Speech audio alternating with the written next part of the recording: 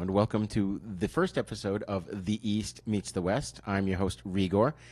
And on this show, we discuss two types of films. One would be the films of the Shaw Brothers, which is a Hong Kong movie-making company. And the other would be a specific genre called spaghetti westerns. Now, the reason I came up with this podcast is that I listened to quite a few of them, and I've been looking for one about the Shaw Brothers. I found some that discussed Asian cinema a bit, but not specifically the Shaw Brothers. I wanted to know about that company. I'm a big fan of spaghetti westerns, and I've yet to find a podcast based on spaghetti westerns. And once I introduced my co-host, he was actually the one that suggested, since both the Shaw Brothers and spaghetti westerns have niche audiences, it might behoove us to just do them both in one show. Hence the name The East Meets the West. And the reason for the word "the" in the title is because I think there's already one out there called a podcast called East Meets West. So we're gonna discuss Shaw Brothers films and spaghetti westerns, and I think it's going to be a fun journey. Quite frankly, I grew up watching these films, but I didn't know a whole heck of a lot about the Shaw Brothers themselves, the studio. I didn't know a lot about the history of spaghetti westerns.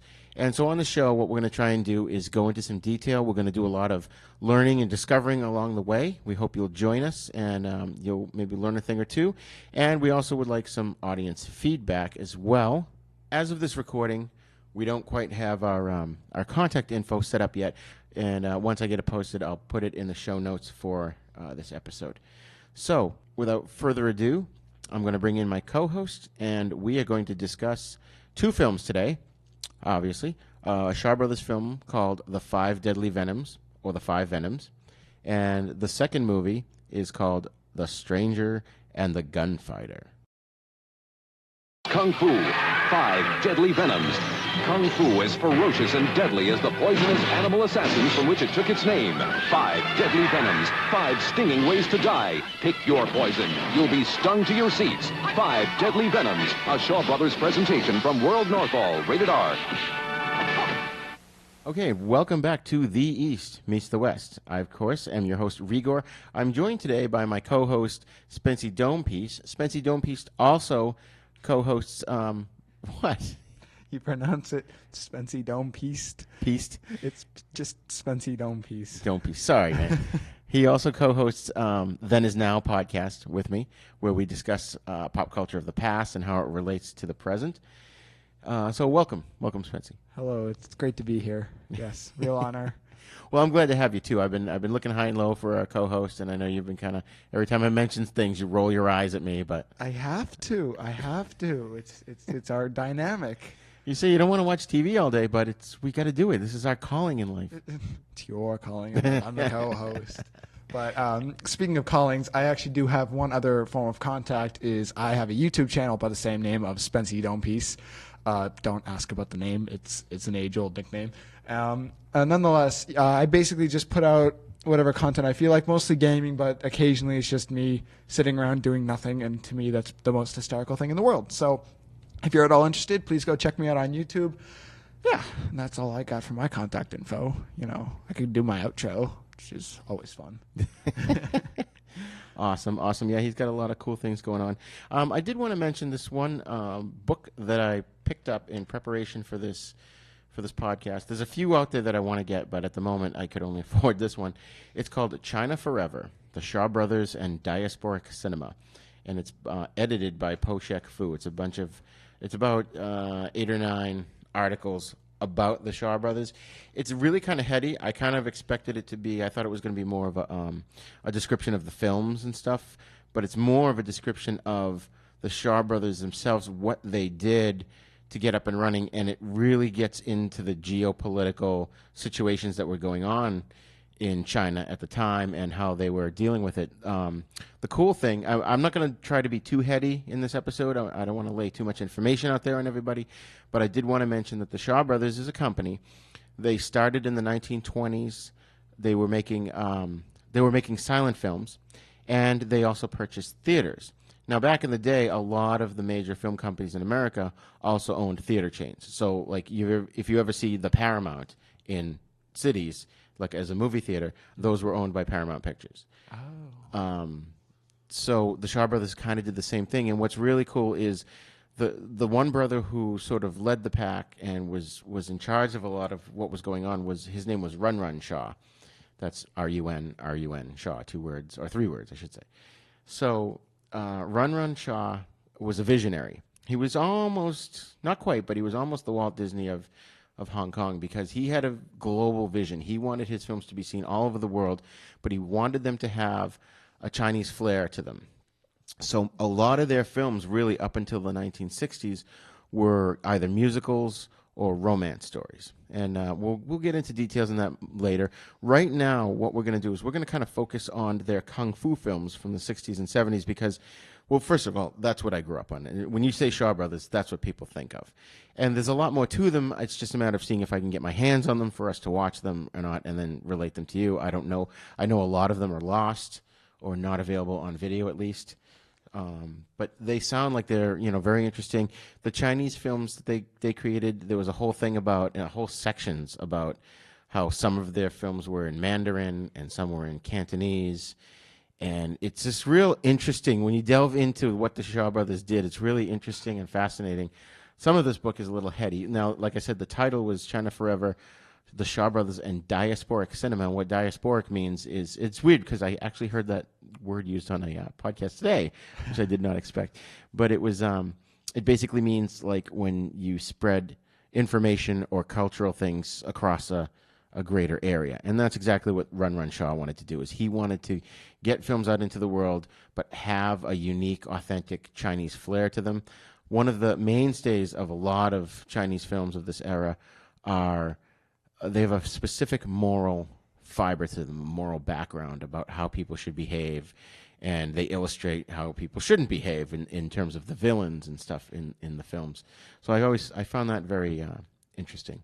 The first film that we're going to discuss today is called The 5 Deadly Venoms. It came out in 1978, and it's directed by Che Chang, and he apparently is one of the most prolific of the Shaw Brothers directors. He's directed quite a few movies for the Shaw Brothers. In fact, I think he goes all the way up to 1993. I don't know if they're all for the same company or not. But he's done things such as Duel of the Iron Fists, The Wandering Swordsman, I believe, is one of his more famous ones. The Return of the One-Armed Soldier, the One-Armed Swordsman, also the One-Armed Swordsman before that in the late 60s. So he's got quite a few movies under his belt. Oh, and he even did The Legend of the Seven Golden Vampires, although it says he's uncredited. So that might be the next one that we do, because that's a cool one. We'll get to that one another yes, day. Faith, Love, and Hop. No, that's a Mr. Vampire. It's a different Asian film. We'll look into that in a little bit. But Che Chang is his name, and it stars a bunch of guys. Now, we're going to be throwing a lot of Chinese names out there, and not everybody's going to know who they are, and that's why we're doing this podcast, is we're going to learn who these actors are. We're going to see them again in other films, and we'll get to know who they are and the types of things they've done, and it's really fun. It's so much more fun to get into them when you know who the actor is and you go, oh, I like that guy. I want to know more about him. He makes it sound boring, but there are a few actors that you could compare to American actors. We looked at a couple of them and we thought, he's the he's the example, Bruce Willis of Hong Kong. And it's things like that where you can really look at the movies they've been in. I know nobody here. Che Chang is the only one I know, and he's the director. Right. Well, all right. More specifically, what Spency's referring to is one of the main actors in the film is Philip Kwok Chun Fung, and he looks like an Asian Jared Padalecki.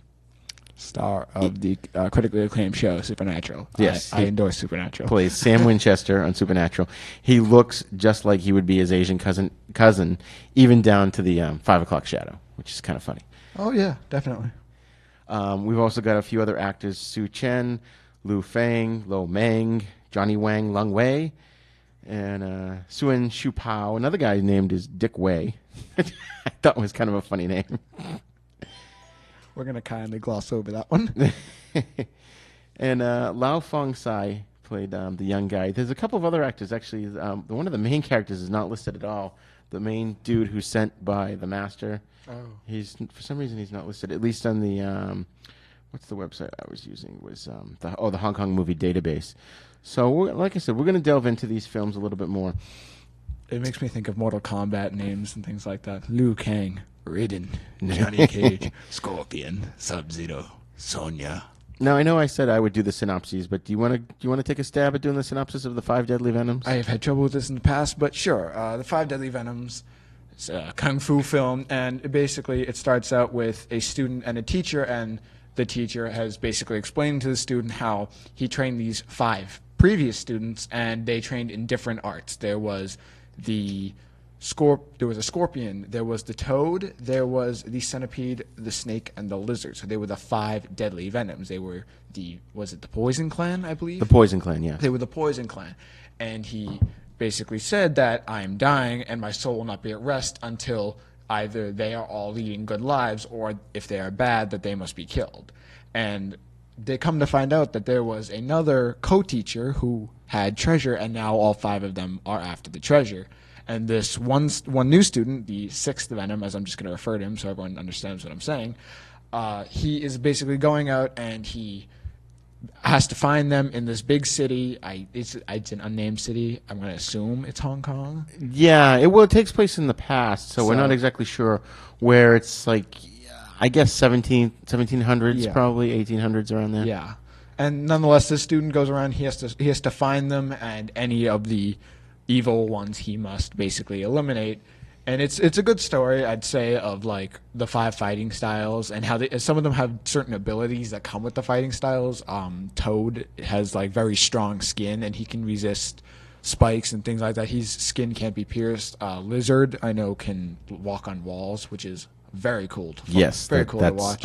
Yeah, So I really like that. Watching them all like fight was very interesting because they all had different maneuvers, different ways of doing things. Well, let's just say we've got the centipede, the snake, the scorpion, the lizard, and the toad. And the toad is like impervious to pretty much anything. He has a weak spot, and once that weak spot is pierced, then he can be damaged. But besides that, he was basically invulnerable to anything piercing his skin. Right, and we should warn you too. We may accidentally give out some spoilers, so you pause the podcast right now. Why are you rolling your eyes? If you haven't seen the movie by now, and if you're listening to this, you should have seen the movie. I'm just saying. Sometimes people don't always have that chance, but yeah, they all wear masks too. And did you? I didn't hear. Did you mention that they don't know each other? No, that's the thing. Is only certain groups of them. The Scorpion doesn't know anyone. The third one, but 4 and 5 are friends. 1 and 2 are friends, and then there's the 6th student, and they're all trying to find out who each other, figure out the other's identity, so they can either eliminate them or get to the treasure first.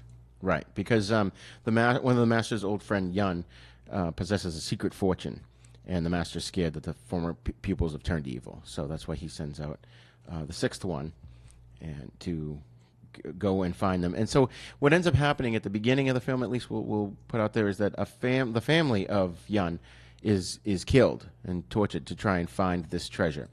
And one of the deadly venoms comes in and is able to discover a map that leads to the treasure. So it kind of becomes a bit of a treasure hunt, but it's also a mystery as to who is. I think it's the Scorpion. Yes, the Scorpion. We don't know who he is throughout the whole film. No. Until the end, until we find out who he was. Right. And this is the 5 Deadly Venoms is widely regarded as probably one of the Shaw Brothers' best films. It was done, really in the 70s was the Shaw Brothers' golden age, and I think Chang Cheh's got this interesting style of filmmaking that's very visual. I mean, the picture we saw was beautiful in terms of the color and the sets, which I believe that the Shaw Brothers reused a lot of their sets in their movies, which is cool. They had a whole thing built like Universal Studios, and you could make different movies in the same time period. And it's very violent, which it's actually, I have to say, all right, walking into this film, now I had seen it as a kid, but I didn't really remember it. It was one of those ones that was always on the late night kung fu TV shows that were on. Yes, people. They used to play kung fu movies late at night on the weekends, and you were guaranteed every week to watch a cool chop-socky kung fu film. Of course, it would be cut, edited for violence, or the sides would be chopped off, and it would be pan and scan instead of widescreen. But nevertheless, they were still fun to watch, even with the bad dubbing. We actually watched the dub version. We couldn't get our hands on any subtitles, or it wasn't working. I don't know. Yeah, there was a problem with the subtitles. Yeah. I prefer subtitles when I watch foreign films. I like to do both sometimes. I like to hear the English but read the subtitles to see how close the translation is. Depends. Yeah.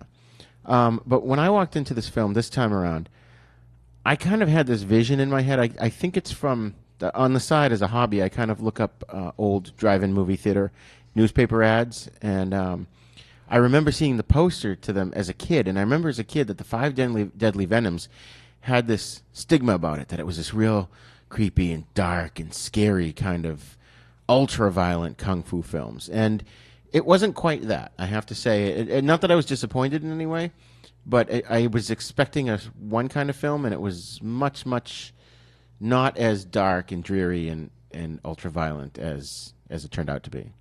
No, I wouldn't say it was ultra-violent. I would say there were, like, remnants of battle and certain moments of torture, had a lot of wounds in there, but there was no real people getting their faces sliced in half. Right. Nothing It like wasn't that. overly It gory. was not- There were no intestines flying Definitely everywhere. not overly gory.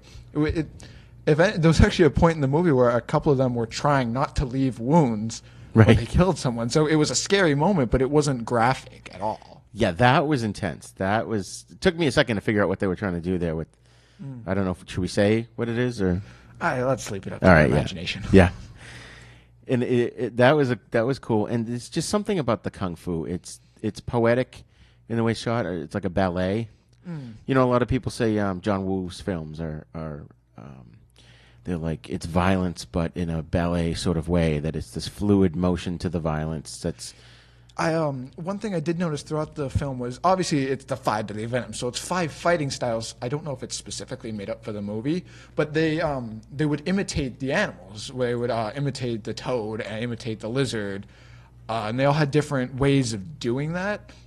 But one thing I would notice was when they would fight, there were some points where sometimes punches were thrown, but like it was all in that motion, and so they're both doing their form, and occasionally they're dodging punches that are going to be thrown at them. But there's some points where they're not going. They didn't plan on connecting, but it's all one motion, and it keeps going. Right. Keeps going back and forth. It's amazing. And some of them obviously had more agility than others due to the animal they chose, but it was still impressive to see. Sometimes they would flip around. Of course, lizard would reach walls sometimes, and it was really quite a spectacle to see that they're such in sync and still trying to kill each other. Right. Which was impressive. And you know, one thing I thought of too was the blood, that whenever there's blood, it's that 70s kind of overly bright red kind of blood, which I think tones down the graphic nature of the film. I think George Romero did that in Dawn of the Dead, and you see that in a few other movies where they purposely make the blood not look super realistic, so you're not going ew and you can't look at the screen. It's not I wouldn't do that, but you know, if they're trying to attract audience members, you want to go as wide as possible but still be true to yourself. And the other thing I was thinking, and it just occurred to me now actually, is they did a lot of wire work in this movie. I didn't see one wire. No, I looked for a couple points. I would look through it. I'm like, wow, that's pretty good. Yeah. I genuinely believed they were sticking to walls. I genuinely believed they were sliding under different things and all kinds of stuff. Yeah. They were doing giant jumps and flips, and like I was genuinely impressed. Now, being someone who really hasn't, I don't think you've watched too many kung fu films in your day. I mean, you've seen a few of the modern ones with Jet Li, right? And Yes, modern kung fu films I've seen, but nothing from. I don't explore them from the 60s, 70s, and 80s. Right. And it's not, the times are different. I mean, we talk about on Then Is Now how, you know, the TV watching habits are completely different, and the things they show on TV are different. So you weren't really exposed to these kind of films. What was you did watch a really good copy too. What was your initial impression, or what were your preconceived notions, if you had any, walking into this film? Walking into the film, I knew it was definitely going to be a kung fu film, so I was definitely like, okay, it'll be really. But I have seen. Wait, back up. It definitely really be what? It would be a fighting movie. Oh, okay. So I was like, but I've seen kung fu films before, so I was like, okay, well, it's the same as that. I kind of know what to expect when it comes to fighting, but this movie was different. Also, I preconceived into the story. Looking 5 Deadly Venoms, I didn't think of them being fighting styles. And they said it right off the bat, but I was thinking, they 5 different, like, I don't know, some kind of poison throughout the city or something like that. And they said, oh, it's the 5 fighting styles of these 5 poisonous animals. I'm like, oh, that's cool. Yeah. And so when they showed like all the different fighting styles, you could see like the imitations of the animals. Like when Snake fights, he is very agile, but his hands become the head and the tail of the snake, so he can strike you in different ways. And he like clamps down on you, sometimes trying to, for a snake was biting you. Right. So I found that to be really, really impressive, that they all had their different fighting styles, and some were stronger than others. But it was always that balance where it was like rock, paper, scissors. There's no true winner. It was all a big circle. And I found that to be a really big merit in the movie. Looking through it as from someone who's from this age, I found the quality to be great. And being me, I've grown up with older movies and old shows. So the quality of this was definitely good. I saw a trailer for it, but it was in the Grindhouse style film quality. And yes, that was so terrible. My only problem with it is it ruins the lighting. So when it didn't have that, it was on a rejuvenated DVD format that definitely made up a lot of the movie, because it let me kind of experience the movie instead of just watching the movie. Right, right. It didn't feel like I was looking at a screen. It felt like I was looking into their world, which is much what you want in a movie. Right. Although sometimes they want like 4D and they want you to be in the movie. No. I'm comfortable where I am. I'm good here in my seat. I don't need to I like the window. I don't want to be falling through, right. getting knocked in the face by a snake. Right, exactly. Personally, I really love when films have bad quality. Even though it can be annoying sometimes, it just reminds me of my childhood. And I don't know if any of you audience members out there feel the same way. If you grew up going to see these films at the Grindhouse theaters in the inner cities, and they'd be playing these films over and over and over again until they're all worn and scratched. And I don't know. There's just something nostalgic for me, anyways. About I can understand nostalgia, but from an analytic perspective, for a movie, it kills a lot of the. And it's not about the effects; it's about the actual genuine quality of the movie. Right. I've seen movies that have come out today that just don't look like quality-wise very well, but the effects are perfectly fine. And this movie had great effects. It's just quality can go up or down depending on how you see it. And you know what's interesting about this film too? Did you notice there really weren't any female characters? There was the family. But there was no romantic love interest in this film. Yeah, that was. Yeah, I guess now that you mention it, I kind of did notice that. But yeah, there was no female lead. Right.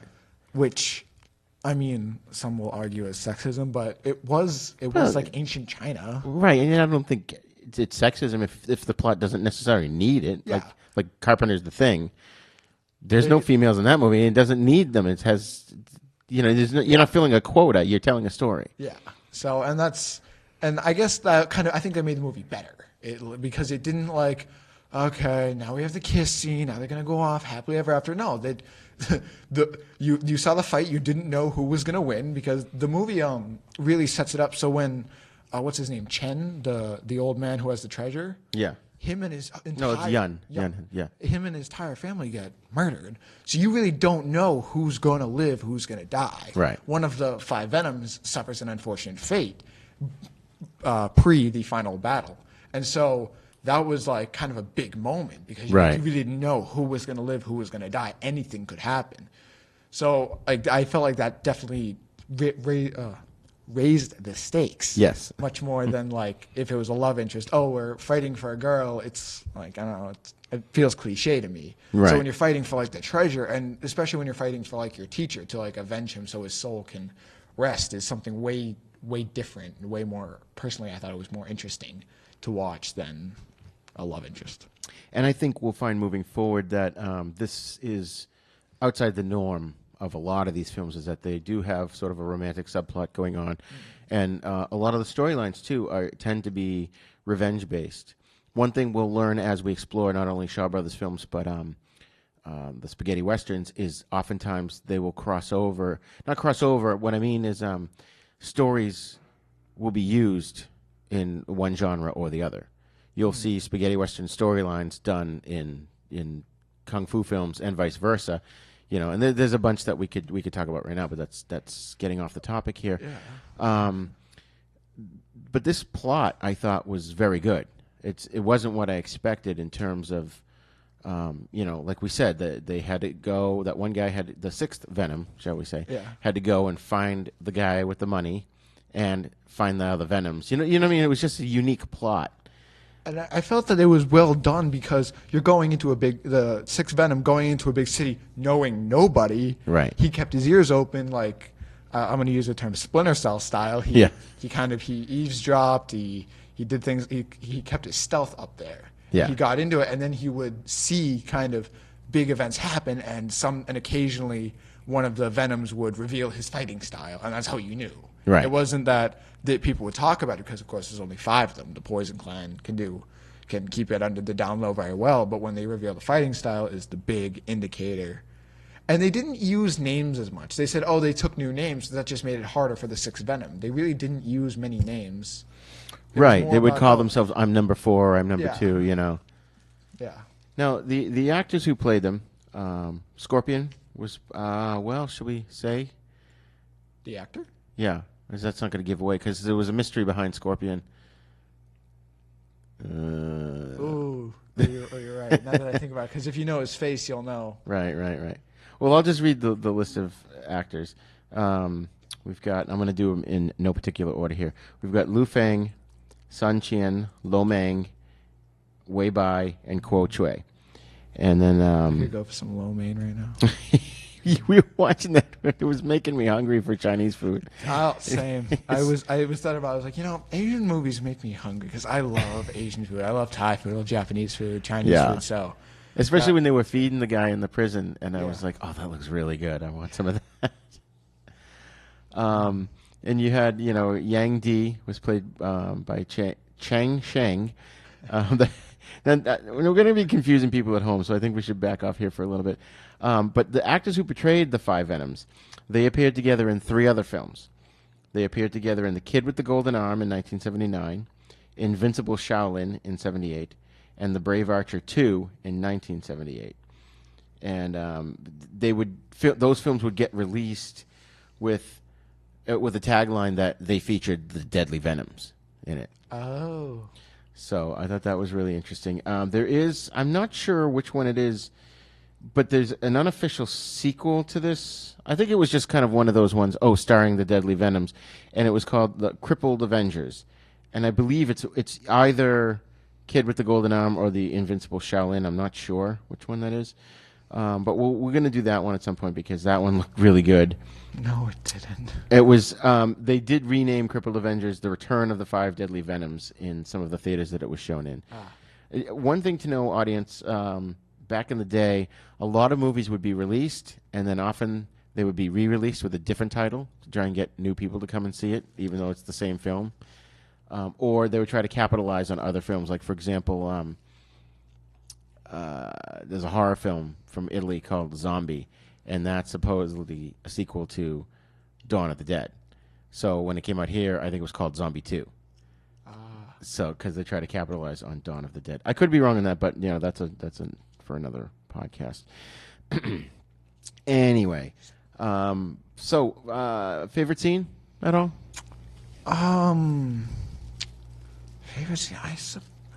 I suppose it would be that final fight because you just got to see 4 out of the 5 Venoms going at it, and Scorpion revealed his identity at that point.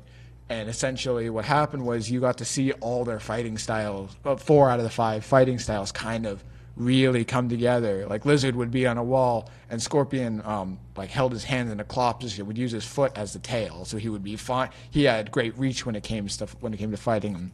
And Snake would try and clamp down and try and bite you, essentially, and things like that. And it was just kind of really interesting to watch, along with the 6th Venom, who is mildly trained in all 5 of them, kind of doing his thing, trying to just I'm fighting for this cause with this Venom, and it kind of went all over the place because sometimes it would go 1 against 3, 2 against 2, 2 versus 3. So I thought it was really good.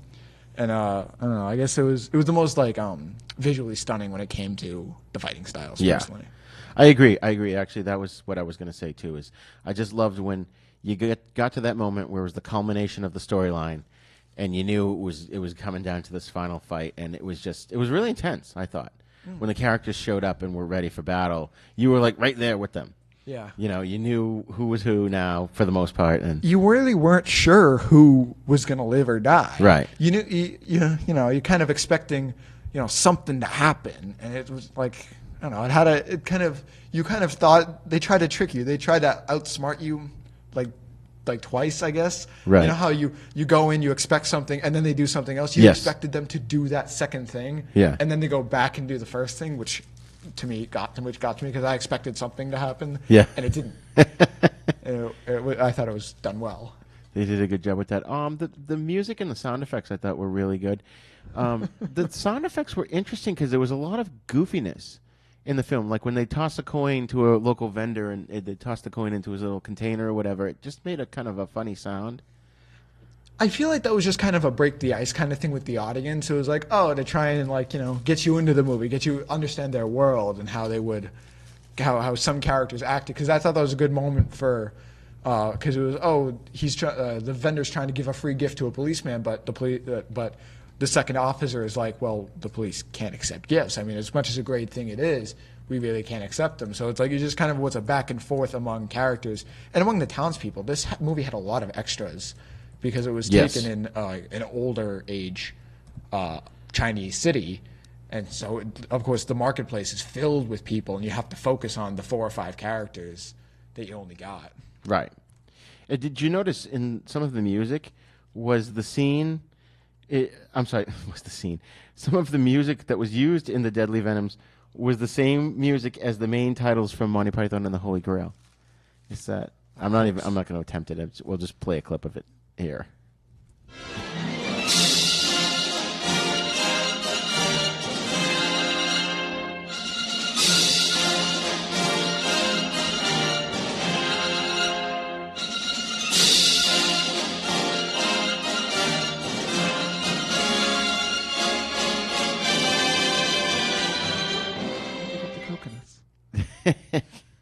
No, but remember the whole opening sequence of Holy Grail about the llamas and the people who've been sacked, and those people, the people who did the sacking were sacked. Yes, a lot of sacking going on. Yes. So nonetheless, the music was the same for that. I got to rewatch that movie. Did you know they actually just used the coconuts because they couldn't afford horses? I believe that's exactly That's right. actually a good one. Yeah. Anyway, back to the Shaw Well, Brothers. couple of last things about this film, just to wrap it up. First of all, I highly recommend it. If you haven't seen it, you should get out there and go see it because it's really entertaining. It's a good introduction, I think, into not only Shaw Brothers films of that age from the 60s and 70s, but also kung fu films in general. I think if you're curious about kung fu films, this is a good one to watch. It's a good one to start off with.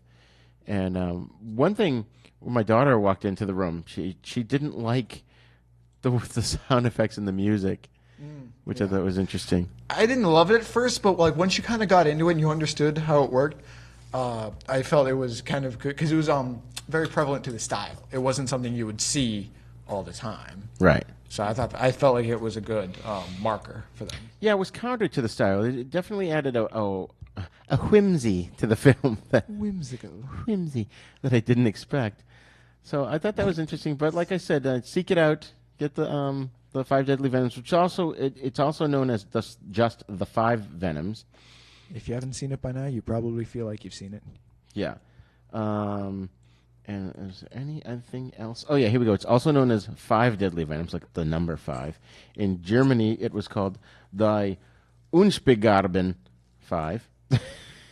Then it's 5 Venoms, and then in China it was called Ungduk. Oh, and there's another one which was also a tagline called "Pick Your Poison," which I thought was kind of clever because of the Poison Clan. And cool. That's one of the taglines. And another tagline was used was 5 complete strangers, the perfect inheritance treasure. What could possibly go wrong? So on that note, we are done with this week's half of the show. We're going to take a break here, and when we come back, we're going to talk about The Stranger and the Gunfighter, with starring Lee Van Cleef. So if you haven't seen it, go pause the podcast, go out and see it. You might even be able to see it I think it's available on YouTube. I'm not 100% sure. I have no idea. Okay, we'll talk to you in a little bit.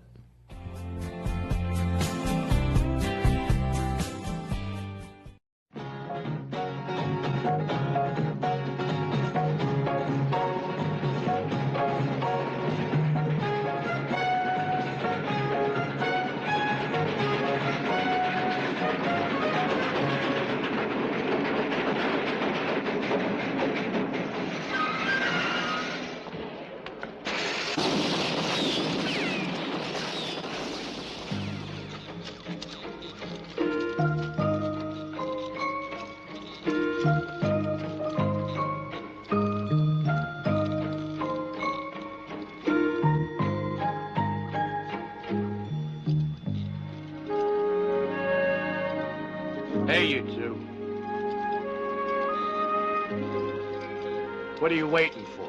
Oh? Come on. Come on. I thought you two were gonna show me China.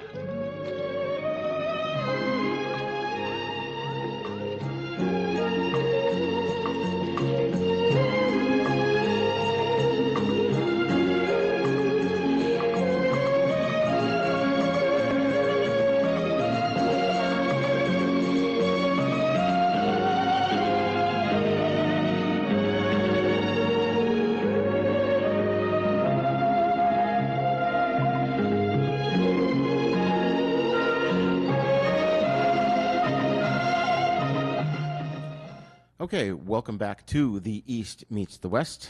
So we're on to our second half of the show, and we're going to discuss a spaghetti western film. This week we've chosen a film called The Stranger and the Gunfighter. It also goes by the title Blood Money, and it's from 1974.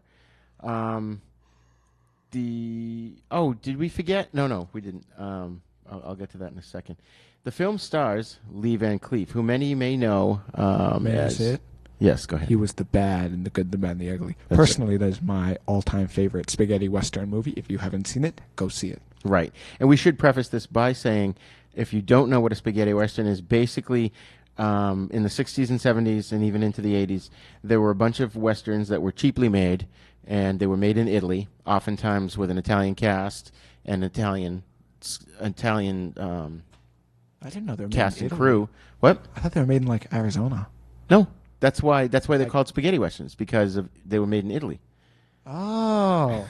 Well, See? that's cool. Now you've just learned something new. That's why we're here. Cool. All right, write that down, folks. That's a good one. That's a good fact. Tell that to your kids. You know, don't get me wrong. There were tons and tons of westerns made here. Those are just westerns.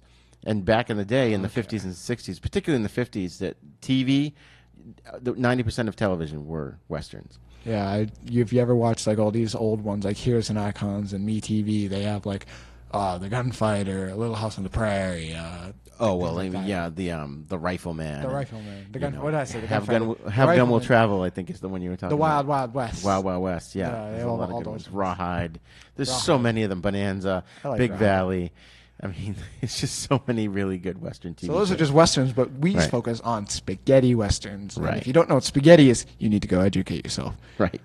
Now, this film, Blood Money, a.k.a. The Stranger and the Gunfighter, was directed by Antonio Margheriti. And Antonio Margheriti, if you... Is are- also plural for Antonio Margarito. No, don't listen to him.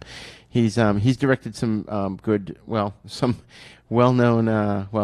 he's directed some B movies that in certain circles are well-known, including You're the Hunter from the Future and Cannibal Apocalypse, as well as Flesh for Frankenstein. If you want, I'm going to send you guys over to another podcast that is totally unaffiliated with me, but I've corresponded with them, and they're really awesome people. In The Bloody Pit, run by Rodney Barnett, he covers a lot of Antonio Margheriti films. And I have to say, when I walked into this, I didn't expect to be doing a Margheriti film. So if you want to learn more about the director, you're going to have to go to The Bloody Pit. He's got some awesome shows over there. So it's a free plug for you, Rod. Hope you enjoy it. We've got Lee Van Cleef.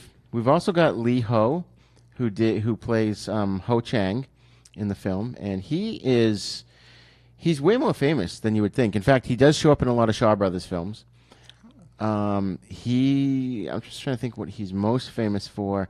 It's a lot of stuff that we probably over here we wouldn't have heard of. For Bruce's Deadly Fingers, Night of the Devil's Bride. He's in The One-Armed Swordsman, which was directed Shaw by Brothers. Chang Che. Yeah, that's a Shaw Brothers film. He's in Fists of Fury 2, and he's got a lot. So we're gonna meet him again, I think. In the So Shaw now that we Brothers have our section. two leads, should we move into a plot synopsis? Yes. Do you want me to do the plot synopsis this time, or? It's up to you. Do you want to do it? Meeny, meeny, miny, mo. I'll do it. Okay. The Stranger and the Gunfighter starts out with Lee Van Cleef is a thief, and he is breaking into a safe. And unfortunately, the only thing he finds in the safe is pictures of naked women. That does actually affect the plot, trust me. Yes, it's actually part of It the is. story. It is part of the plot, and in doing so, he also fatally wounds the owner of the safe. His name is Wang, I believe. Yes. And back in China, Wang owes a lot of money, and so his nephew is sent over to America. And they did a timing thing here, which I'm sure Re-Gor will explain later. But he's basically sent over to America to search for the treasure. And Lee Van Cleef is the thief, and what's his name, Chung. Wang's nephew is called Wong. Wong Ho Kung. Wong and Lee Van Cleef basically become friends, and they are both searching for the treasure. And the treasure is, the map to it is, different parts of it are tattooed onto the butts of different prostitutes in the area. And personally, I think that is the weirdest thing on earth. But that is their whole goal, and they go searching around for it, and they ultimately get followed by a man named the Deacon, who is a Bible thumper to the fullest extreme, and he gets wind of the treasure and searches for it as well. And so Lee Van Cleef and I forget his name again. Wong go on this adventure, chased by the Deacon, searching for treasure.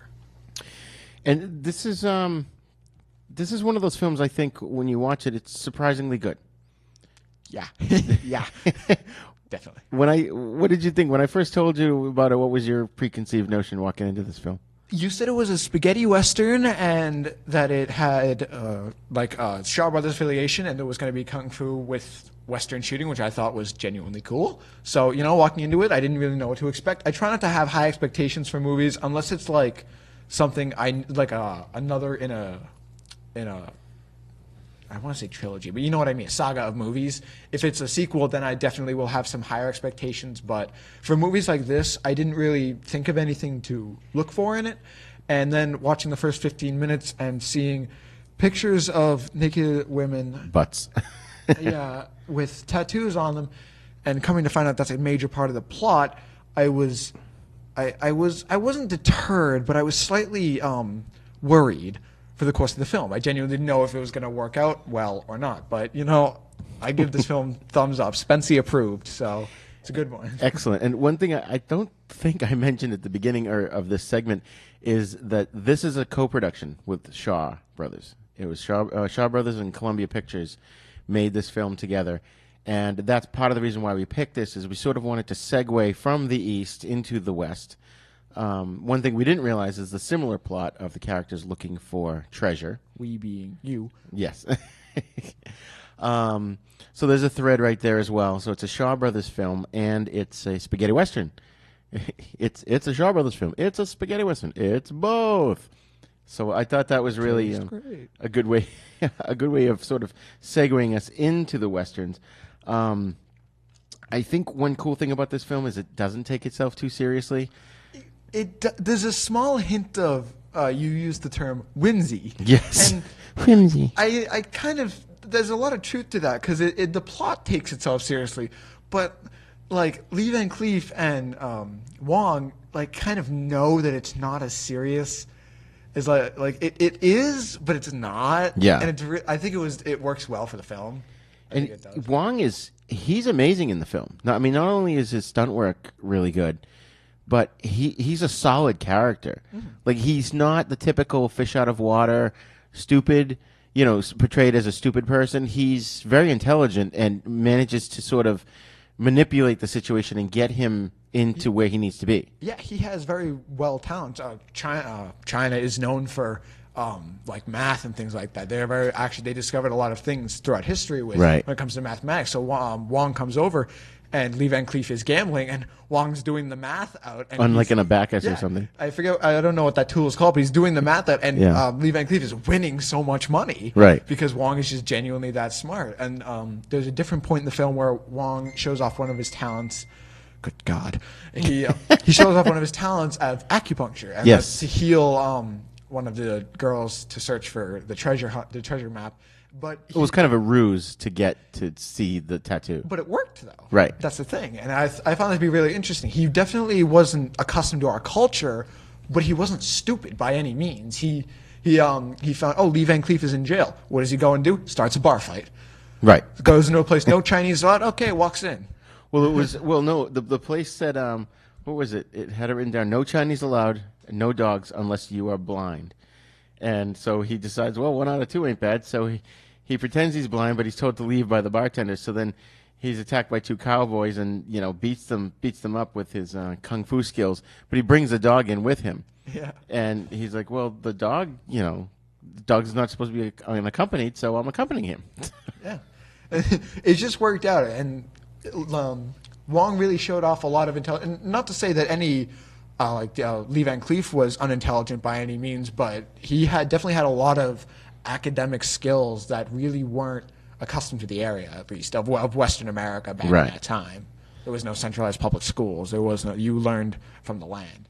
Yes. And, Lo Lee, the actor Lo Lee who plays Wong, he was also in Five Fingers of Death and Executioners from Shaolin, which both are widely regarded as really good kung fu films. I think he does a great job as the character here. And also, Lee Van Cleef is in a different turn here. And instead of playing his usual villain, he's kind of I didn't even want to say an anti-hero. He's kind of a good guy in this. He is a thief, so he's a criminal, but he's a good person.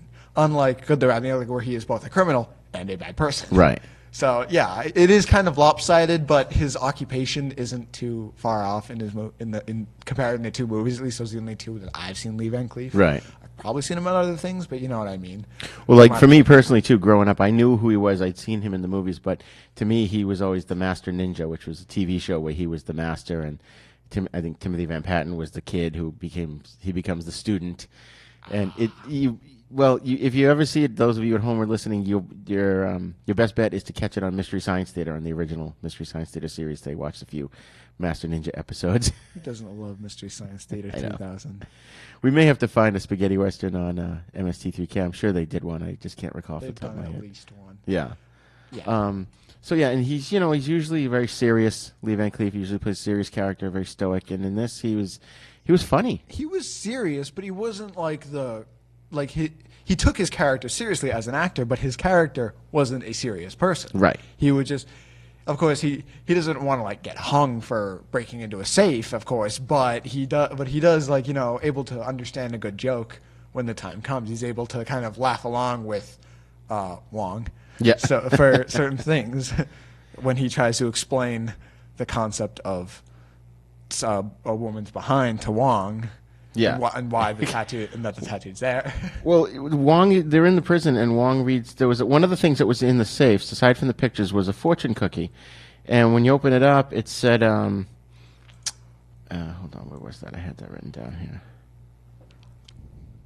Oh yeah, when he opens up the fortune cookie, it says, "At the bottom of every woman is a fortune," and Wong goes, "What mean bottom?"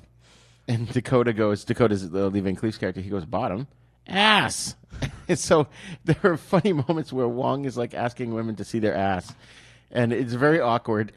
It gets to a point though where you notice a pattern between all the women, because they all get mad that he doesn't do anything. He just looks for the tattoo, finds it, and then moves on. And they're like, "Well, come on."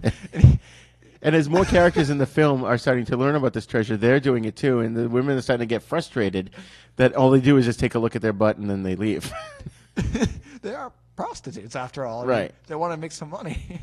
So they're not putting their skills to good use. Either that or they shouldn't have trusted Wang. Yeah. Now, one thing I really liked about this film personally was the music. It was there was a little, 70s waka waka in there, which I thought was cool. I didn't quite expect that. I thought it would be more like a Hugo Montenegro or an Ennio Morricone kind of soundtrack. Yeah, the sound effects were kind of in a Kung Fu Shaw Brothers film. Of course, we talked about sound effects in Five Deadly Venoms. There was one or two, I suppose, that kind of were Shaw Brothers style for things like that. But there really wasn't a lot. There really wasn't a lot of, I guess, sound effects that didn't really that didn't apply to the situation at hand. Right. There really wasn't that many kinds of things. One thing I was just about to say something, and you mentioned music. What it was? Something I've noticed in modern movies that take place in periods of time that are not from, obviously, that aren't modern times. Good God, I can't speak today. They have in the past, there's a character. Usually it's not a main character and it's kind of a side character, but you can kind of see them fitting into the modern age. You can definitely see them kind of having like modern day kind of ideologies, the way people, they kind of think the way we would think. You don't see a lot of that in spaghetti westerns. You don't see a lot of that in kung fu films. They really put you in that time. Right. And once you acclimate to it, like with any movie, I have one in mind, but I'm going to say just because it's not relevant. But once you acclimate to the environment that the filmmakers are putting you in, you really get into it. There's nothing really taking you out of it. Right. Which I enjoy about the Shaw Brothers and most spaghetti westerns. Right. And it just shows too. Antonio Margheriti, which he used the pseudonym Anthony Dawson here. It just shows you he had a wide range as a director. He could do anything. I mean, he used, like you just said, he was able to direct these kung fu scenes as if it were made in Hong Kong. Mm. So I don't know if maybe he had some guidance, or if there was, maybe they had a representative or a stunt coordinator or something from over there. I'm sure they had a stunt coordinator. Yeah. But the way it worked also is like, something I've noticed is in these movies, when somebody gets knocked down, they get knocked down over a table, they don't stay down from one hit. They actually get up and proceed to swarm Wong more often than not. And of course, he'll knock them out, but you get to see each knockout. You get to see each character fall to the ground because he's been hit so hard. Right. It's not like the whole one hit, one guy's down kind of thing. Yeah. And I enjoy that sometimes when it makes sense, like, if it's a superpowered character, if he's the one, like from Matrix. Right. But I like it when it's just a person-to-person fight and the human spirit says, get up and fight him again. Yeah. Right. I always like that. Yeah, they did a really good job with that. I have a good taste of the Shaw Brothers now. Yeah, see, now, that's the thing. If you're listening at home, that's why we're doing this podcast, is so that you can take this journey with us and enjoy these films, which are really, some of them aren't great, but some of them are amazing, and particularly like Shaw Brothers, getting back to them for a second. Most of their movies are really good. With spaghetti westerns, it can be hit or miss, and we'll discover that as we go. Just because there's so many different ones with so many different production companies. Yeah, and there's different kind of things that happen. There's so many factors in a spaghetti western, because like sometimes it's a gunfight, sometimes it's a fist fight. But when it comes to like kung fu, it's like most of the fist fights are going to be kung fu, and then there's going to be occasional shooting. And they did have that. They did have Lee Van Cleef's kind of moment with the pistol and he the quick draw at the end. And I was like, that's what I wanted to see out of it. They had it at the right time because you got to see Wong experience America, and then at the end, Lee Van Cleef had his glory. Right. Which was cool. And, that makes me think, too, how this film came about at a time, it was 1974. It was the height of the popularity of kung fu films. And it's one of those things where everywhere you looked, somebody was trying to, whatever the popular thing is at the moment, people try to inject that into their films or movies or TV shows or whatever. So, if it's Halloween, there's always a Halloween episode of a TV show, or almost always. In this case, they injected kung fu into a Western, which I thought it worked brilliantly in this. I feel like situation. It wasn't they injected it, it was they meshed the two. Right. It really wasn't more That's like true. It really didn't feel like they were kind of they were adding it for flair, because I've seen a lot of movies where they will make it kind of space age because Star Wars had just come out. Right. It's like we're not going to talk about the Manitou. I was just going to say the Manitou. We're not going to talk about that. William Girdler, leave me alone. Back to the Shaw Brothers for a second. That's what I like. Is they didn't. It was a co-production. It wasn't, let's add some kung fu and just for a wider audience. It was a half and half. It was what you wanted. It was the Wild West with the Chinese foreigner, but no character fell out of place. Right. That's what I liked about it. Nothing really felt too. It wasn't forced. No, nothing. That's a famous phrase these days. Is nothing was a force. Right. Nothing really kind of threw a wrench into the cogs. Yeah, I agree 100% with that assessment of it. It isn't just injected with kung fu. It's part of the fabric of the plot. And did it make you think of a modern Western film that had Chinese connections, as it were? Bless me, Jackie Chan. But yes, Shanghai Noon, Shanghai Nights, those two movies did come to mind. Yeah. Which was Jackie Chan was from China, and he came to America, met Owen Wilson, and they went on whatever adventure. Hopefully we'll cover those movies. Right, yeah. I think it's not quite a spaghetti Western, but... but it was a Western. Definitely was a Western. Yeah. And it's kind of actually a similar plot line of... Well, at least in the second one, is avenging someone from your past and then meeting the Americans. Right. We could do it maybe as a like a bonus episode or something. We'll have to talk about. But they're that more one. modern movies. They're not 60s and 70s. Jackie Chan is still doing great movies. Still making. Oh yeah, he's got some new ones coming out. Exciting. But anyways, Jackie Chan's done in this. One of the last things I wanted to touch on was we had this conversation before the podcast, and it's kind of embarrassing for me. But the title of the film, the Italian title of the film, is La Dove non batte il sole, and what that translates to is Where There Is No Sun. And I said, "Oh, where the sun don't shine." And I went, "Oh." I was thinking, I don't know what I was thinking. I was just thinking, why? Where is there no sun? I don't get that. Why is it called Where the sun don't shine? Now I get it with your butt. Where the sun don't shine. Yes, I think that's what I'm it a like. little slow today, I guess. It's what it literally translates is different, but of course, when you meet other languages, I've actually been trying to learn German. But so when you meet other languages, it's very formal. So when you say "when the sun don't shine," it'll translate to that, Right. because that's what it means. So there you go, Re-Gor. You learned something today too. Yeah. Well, there you go. We both learned something new today. So, so we've got Stranger in the Gunfighter. It's a combination of some spaghetti westerns, a little bit of comedy, and action-packed kung fu films. It's just a really fun, enjoyable film. I highly recommend you seek it out as best quality as you can. Singular best ending to any movie I've ever seen. It has a lot. Okay, maybe second best, but there's a great ending to this movie. I'm not going to reveal it because it was so predictable, but you wouldn't realize it, and I love it. And that's where I'm going to leave my synopsis of this film. Excellent, excellent. Well, thank you at home for joining us today on our first episode of The East Meets the West. As we go on this journey, we're going to learn about the Shaw Brothers films of the 60s and 70s in particular, and about Shaw Brothers themselves. We're also going to learn about spaghetti westerns. We'll get more background information and maybe, what was going on at the time when these films were made, how they fit into, what was popular at the time, what was political at the time. We're not going to get too heady, but we are going to have some fun, and we're going to watch some fun movies, and we're going to enjoy some kung fu and some gunfighting. I was going to say karate fighting, but Some gun fighting. gung fu. Some gun fu. Gun fu. All right, and that's it. Our contact info is in the show notes on the website. Thank you for joining us. We'll see you next time. We should have called it that, gun fu. That's what we should have called the podcast. That's a good idea. I hadn't even thought of that. Well, see you next week. There you go.